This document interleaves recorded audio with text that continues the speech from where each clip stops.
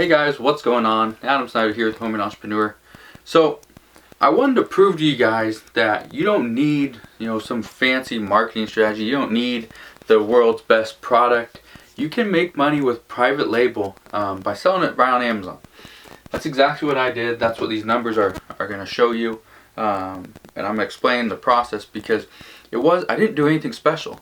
It was actually, I think it was like November 10th or somewhere, right around there. That I ended up coming up with the idea to just experiment with this, and I ended up buying, I didn't buy these, but these are just Hot Wheel cars. This was my inspiration. I saw this, my son was about to open this up, but we had no place to put the cars, so we ended up buying a Tupperware thing, putting all the cars in there. So I thought, that'd be kind of cool. I wonder if, which I know they make them, but I wonder if it's possible to make a case for these even better. So I do plan on taking the car case and making something a little bit more, a little easier to use. Something with like a clear window. You can see the cars, you can kind of display them. Thought that would be kind of cool. And there's things out there, but they can be made better. What I ended up doing for this private label product, which it took about 4 days for the supplier to actually come through, put a just quick logo on it. I have a logo I use for the majority of my private label products. They put that on. It took about 3 days. 4th day they had it shipped out, or they got everything shipped out, and I received it within the next like 6 or 7 days. So it happened really quick. And I didn't get this product into Amazon on time for Black Friday and Cyber Monday, but I was able to get 90 items out to Amazon, which were received like December 3rd, I think it's December 3rd or 4th. But all it was a case for Hot Wheels, Matchbox cars. That's all it was. It was just a case. It held 10 cars. Okay? It held 10 different cars. Cost me $4.16. If I wouldn't have got the logo, it would have brought me down to about $3.65. Okay, per case. I ended up picking up 100. So, picked up 100. My starting price, I put the price on Amazon, the retail was $19.99, just so you get that strike through, and it would say $19.99, cross that out. I would say $14.99 as the actual price. But then, to get my first sale, I dropped the price even more. Now, obviously I did some, a little bit of keyword research and just figured out, Matchbox case, Hot Wheels case. And so, when I did my price, it was $10.25 was my break even to make my money back at $4.16. That price includes shipping, by the way. So, $10.25 was my break even. That's what I listed at. That's what I sold 10 at. Merchant fulfilled. Sold those within 3 days. The other 90 sold within a week after that. Okay? So this just happened just recently. I'm shooting this video. It's December 14th. I'm shooting this video. It's nothing special that I did, but it did cost a little bit of money. So this profit right here, that's per item, not counting the method that I used, and so I'm explaining that right now. Okay, so what method did I use to get those sales? First thing I did was I just cut the price down. That's it. I went from $14.99 to $10.25, and I was able to get my sales through merchant fulfilling them. I was able to get those out. Okay, I think I got 6, and then my shipment got there, and then the other 4 sold in conjunction with the 90. So that happened. What I used, use Facebook, we use YouTube. AdWords. That's what that says underneath. What is AdWords? AdWords, if you don't know, it is the advertising platform for YouTube. So if there's an ad down at the bottom of that, down here somewhere, or on the sides of the video somewhere, that is, if it says sponsored, that is an AdWords campaign. What I did is I made 3 videos, very simple videos. The first video I think was 10 minutes long. That was like my main video. The second video was probably about 5 minutes, and the third video was 7 or 8 minutes. Short videos. And I used my iPhone. I did not use a special camera. I did not use any special software. I used iMovie to edit it, and I uploaded it straight from my phone. So there's nothing special about this. Okay, for the keyword research, I did free keyword research from SEMrush. Write that down. SEMrush.com. I'll put it, if I remember, I'll put it in the description box below. But as you guys probably already know, I forget all the time, so it might not be there. But SEMrush, just if you don't remember, rewind the video, watch that part where I wrote it on the board, and you'll see it. Or it might be in the description box. Anyway, so that's how I did my keyword research. I just typed in random things, best Matchbox case, and I tried to figure out, is there a possibility if I did a YouTube video, could I get ranked in Google for that term? And that was my whole goal. It was all off of just organic search. Now, one thing I did with YouTube and Facebook, this is where things are. This is where I contribute the majority, or pretty much all my success is from YouTube and Facebook. So YouTube, that's where or SEMrush, that's where I did all my keyword research. Then I put the videos on YouTube. Then on YouTube, I promoted all those videos with AdWords. And so all that I was doing was and I didn't choose the target keywords. I just let YouTube and Google decide who's gonna see that video, and it's based off of what they've been searching for, what their past history is, things like that, the current video that they're watching, and based off of what your video is actually about. So if someone's wanting to know how to paint a car, they're not going to see a video on what's the best Matchbox case, or what's the best Hot Wheels cloth case, or anything like that. They're not going to see any of that. Okay, so if they want to know, what's the best Hot Wheels car for 2016, the most popular Hot Wheels car in 2017, whatever it is, that's where they're going to start to see my video. Okay, hopefully that makes sense. So that's what I did. Now understand. So at my profit up there, I have not taken out anything for the ad spends that I use. Okay, so that's what I did with YouTube. With YouTube, I ended up using Facebook. I ended up using $21.86 and $36.34. So that's how much I spent on advertising. You're probably wondering, what did I advertise on Facebook? So all I did was I created a free Facebook page, and all it did was talk about that product, okay, the case. That's all I was doing, was just talking about that case. Put up a few posts and put up some pictures and made it look like it was, it's been a page for a while, not that I just made it. And then after that, I ended up getting a few people to like the page. It was nothing big. I think when I started doing the advertising, I probably had maybe 10 or 15 people that liked it. Nobody that I knew. It wasn't friends and family. It wasn't myself. You could even pay someone on Fiverr or anywhere to really just give you fake likes on your account, and that would look like people. It's popular. People are actually liking it. You could do that. I didn't in this case, but you could. It costs a little bit of money, but you could. So with that, it cost me. Let's add that up. So we got 01218. $58.20 is what I spent in advertising. Okay, divide that by 100, and that is 58 cents. $3.80 profit per item. Now, okay, we'll just say that number's right. But technically, I didn't sell 100 based off of that. I actually sold 90 based off of my ad spend. So you got to keep this in mind. This number could if it kept going and I didn't sell all my inventory, this number could keep going down and down. Okay, this number keep going down because this number would actually go up. This number stays the same.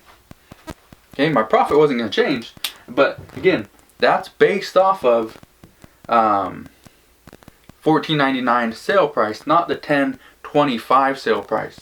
So again, all my numbers are going to be a little bit off because even though I was advertising 90, still technically I had 100.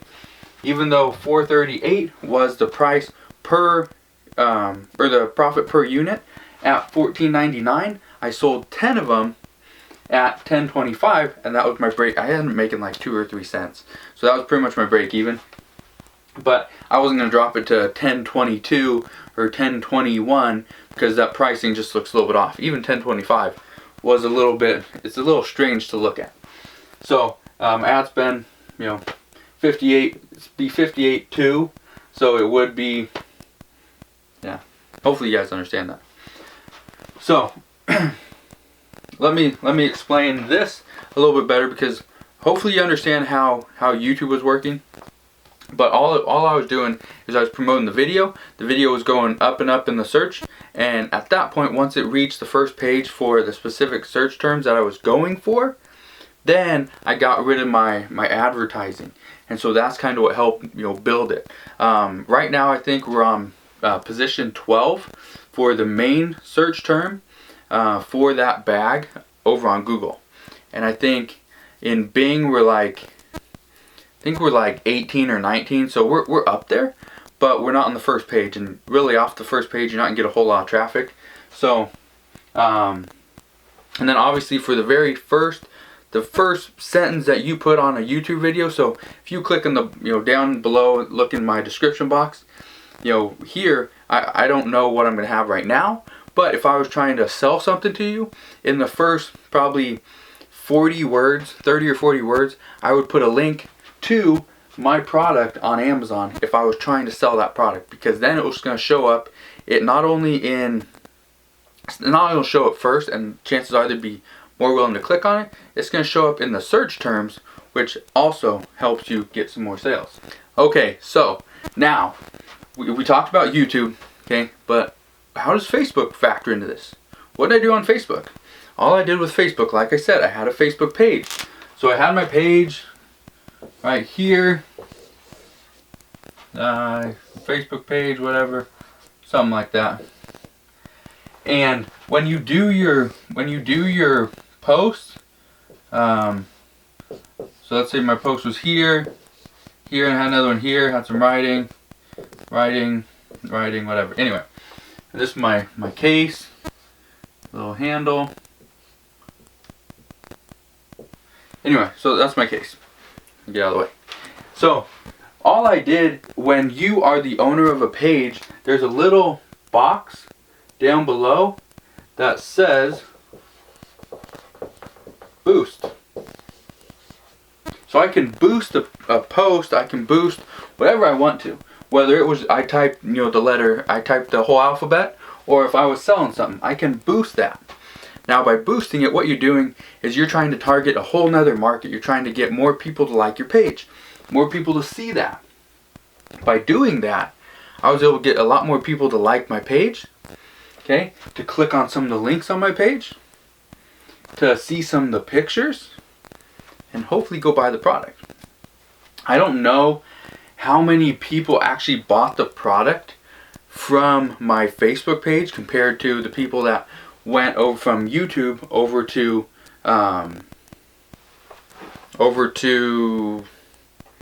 Amazon. Okay, so I don't know that. I don't know if which one was better because I was doing them simultaneously. If you're gonna do it and you really want to know, A/B test it. So I would do like 2 weeks of YouTube and then 2 weeks of Facebook. Okay, another thing. The link to my Amazon product, so let me erase this. I'm gonna erase and pretty much show you like exactly what I did and how I got people to go from Facebook to the actual product and from Facebook to my YouTube channel, and hopefully they watched it, liked it, clicked on the link, and then went to Amazon. So let me show you that.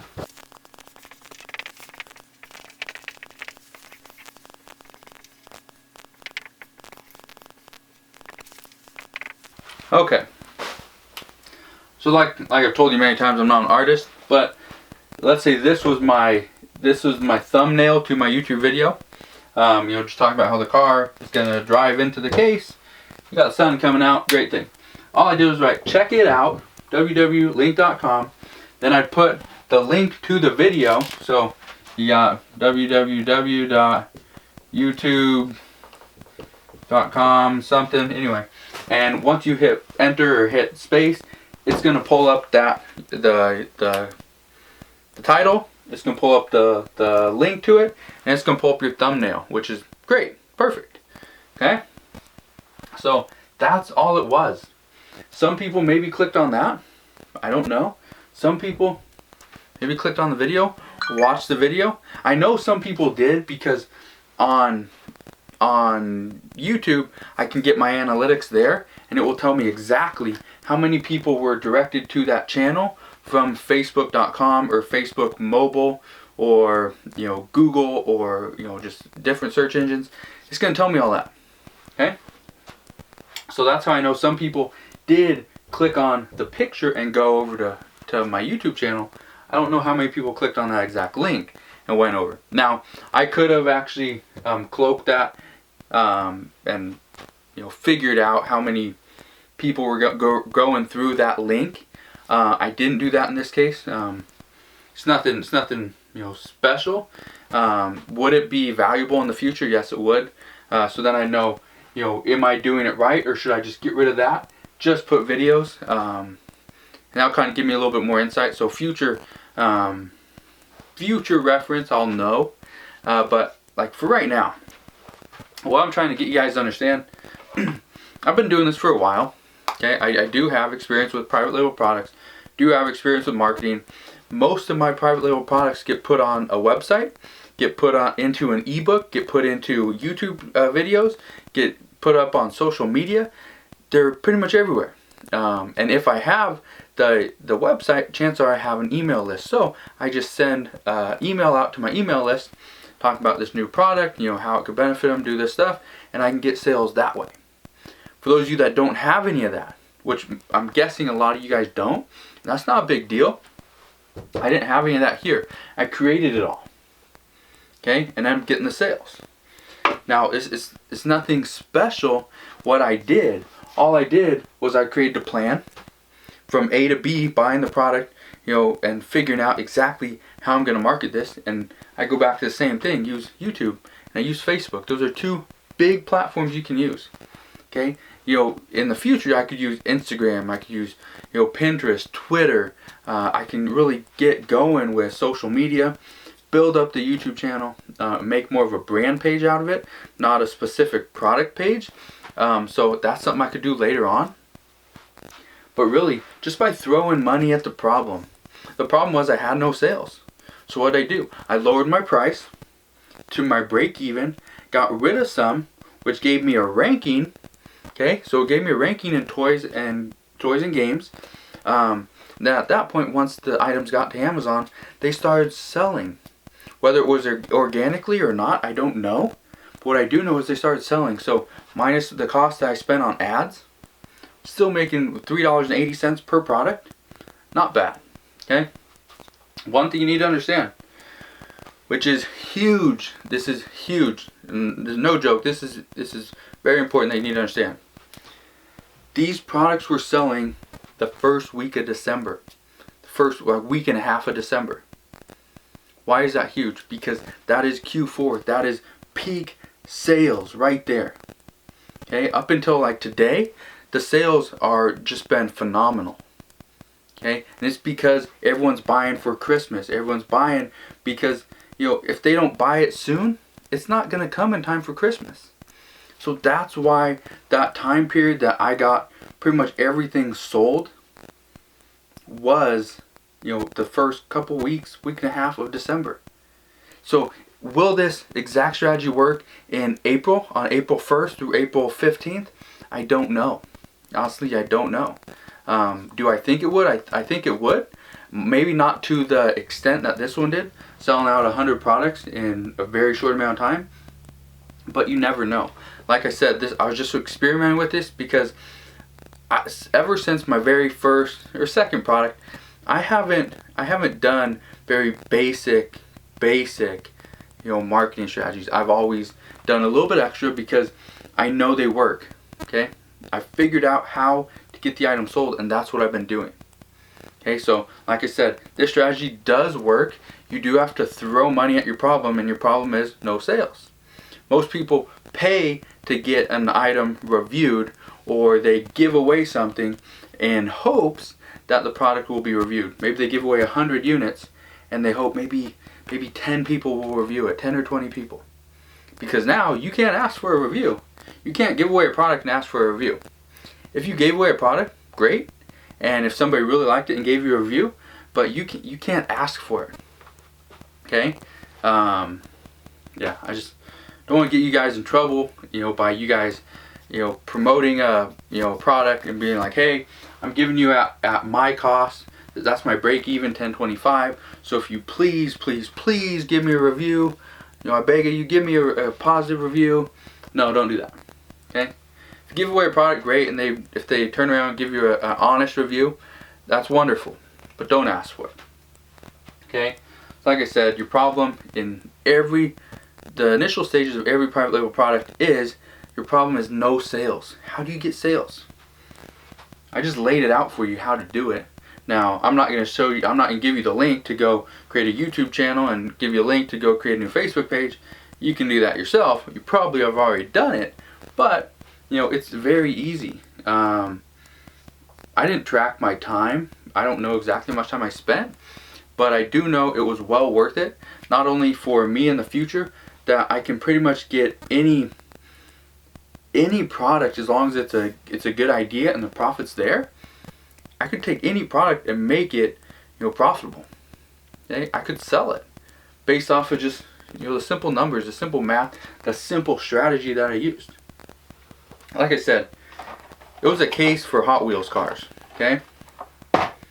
I've even looked at, this is just a eraser from my whiteboard. I've looked at ones that they actually are magnetic on the back. Okay, so it's magnetic on the back and just sticks right there. Also, I've thought about just getting the magnetic strip and just promoting it to people that use these, where they just stick it onto the back of this and stick it right there. It's not it wouldn't be the exact product. It would be an addition to the product. So by thinking outside the box and not thinking mainstream product, and by thinking addition to, so for example, instead of remaking the Keurig, what about changing or making some changes to a filter or the cups that go in, that you put in your coffee grounds or whatever, and it does it that way. There's so many people that make the alternatives to the Keurig K-Cup. What if you did that? It's not the main product. It's not even the downgrade or whatever of the main product. This is an alternative of the alternative. This is outside the box, really. Hopefully you guys understand that, because I think I actually confused myself. But let me give you another example of thinking different. A lot of people that I've talked to, they always go back to main items. So one main item that I've thought of recently, I'm not going to private label. If you guys want private label, go for it. But if you get like a basketball or a soccer ball or football, you get the pump that you pump it up, put air in it.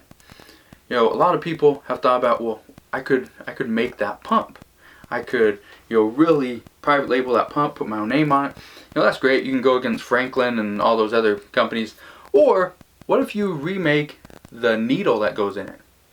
You know how much a needle costs to private label? It's almost nothing. How many needles do you think you've ever gone through in a lifetime? I played soccer for about 18, 19 years, and probably once a week I had to go buy a new pack of needles, and they cost $4.99 at Target. Okay, $4.99 at Target. On Amazon, I'm not sure exactly what they cost, but if your cost is like 15, 20 cents, you're gonna make some good money. Okay, so I'm gonna leave you with that. Hopefully this kind of helped you. If you've been struggling with private label sales, or really any sales, whether it's wholesale, private label, your own product, maybe you made it, try this out. Now, one thing I do caution you on when promoting this way, promoting a wholesale product or something you bought that you don't actually own, is that you're building up somebody else's brand. Why not invest in yourself? Get into private label. Buy a product that you know is going to be worth it. Advertise it, make some money. Okay, so if you guys have any questions, let me know in the comment section below. I'll try to answer them the best I can. The one issue with answering private label products is without telling me exactly what your product is, sometimes it's hard to give you really in-depth advice. But one thing I want to caution you on again, or advise you on, don't put your private label ideas in the comment section below. If 100 or 1,000 people read this and were to read your comment, you might have a lot of competition. So keep that to yourself. That's valuable information. Keep it to yourself. You don't even have to tell me, okay? But just know, if you want like really in-depth insight, advice, I might have to ask for the kind of what the product is, but in most cases I wouldn't even have to ask that. So if you have any questions, let me know. If you're not subscribed to my YouTube channel, make sure you click the button, subscribe to my YouTube channel, and I'll see you guys on the next video. You guys take care.